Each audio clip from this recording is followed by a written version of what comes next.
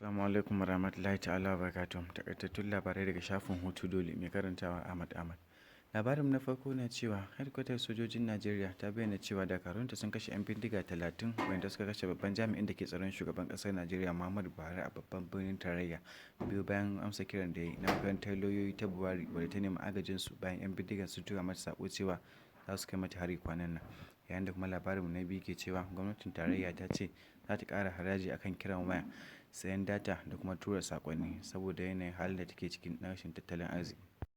Yayin da majalisar dattawa ta bayyana cewa naira biliyan 187 ba za ta isa a gudanar da ƙidayar al'ummar Najeriya ba wadda ake son a gudanar a shekara mai zuwa bayan an kammala zaben shugaban ƙasa wato tsakanin watan Maris da Afrilu kenan. Yayin da kuma za mu yi cewa shugaban sojojin Najeriya Faruk Yahaya ya canza manyan shugabannin sojoji wanda suka ajiye na hedkwata da dai sauransu, inda ya ce ya yi hakan ne domin ya sha alwashin magance matsalar tsaro cikin ƙanƙanin lokaci a faɗin Najeriya baki ɗaya.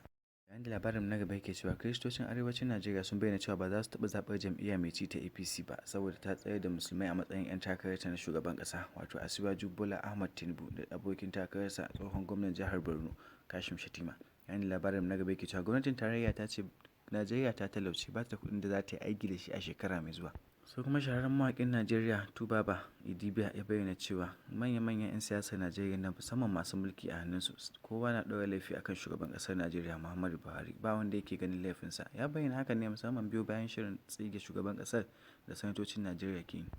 Yayin da labarin na gaba yake cewa gwamnan jihar Rivers kuma tsohon ɗan takarar shugaban ƙasa na jam'iyyar PDP wanda Atiku Abubakar ya doke shi a zaben fidda gwani Nelson Muke ya bayyana cewa ɗan takarar shugaban ƙasa na jam'iyyar PDP Atiku bai taɓa neman sa da sai sulhu ba. Ya bayyana hakan ne yayin da ya dawo daga ƙasar Sifaniya a ranar Juma'a biyu bayan rahoton da ke bayyana cewa Atiku ya nemi sasanta a tsakaninsu saboda tun da aka gudanar da zaben fidda gwani na jam'iyyar PDP a watan Mayu har yau ba sa shirya tsakaninsu ba sa jituwa saboda Atiku ya ƙi zaɓar shi a matsayin abokin takararsa duk da cewa kwamitin jam'iyyar PDP ta nemi Atiku da ya zaɓi Nelson Muke a matsayin abokin takararsa na zaben shekarar 2023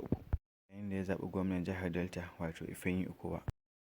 Yayin da labarin na gaba yake cewa Inspector General na 'yan sanda wato Alƙali Baba ya sha alwashin kawo ƙarshen matsalar tsaro da kuma barayi a faɗin ƙasar Najeriya baki ɗaya, inda za mu ji cewa hukumar NDLEA da ƙungiyar NURTW sun yi musayar wuta a tsakaninsu yayin da suka ci karo a jihar Osun biyo bayan hukumar na ƙoƙarin kama wani direba wanda take tunanin ɗan safarar miyagun ƙwayoyi ne amma sai ya tsere inda ta yi harbi domin ta razana shi amma sai ta samu 'yan ƙungiyar guda 4 da direbobin wanda haka yasa suka fara musayar wuta a tsakaninsu har na tsawon mintuna 7 kafin hukumar 'yan sanda ta ƙaraso wurin ta raba su. Domin samun labarai da dumi-duminsu kuma akai-akai sai ku ziyarci shafinmu na Hutu Dole kuma kada ku manta ku danna mana subscribe alamar ƙararrawa da kuma like. Mun gode.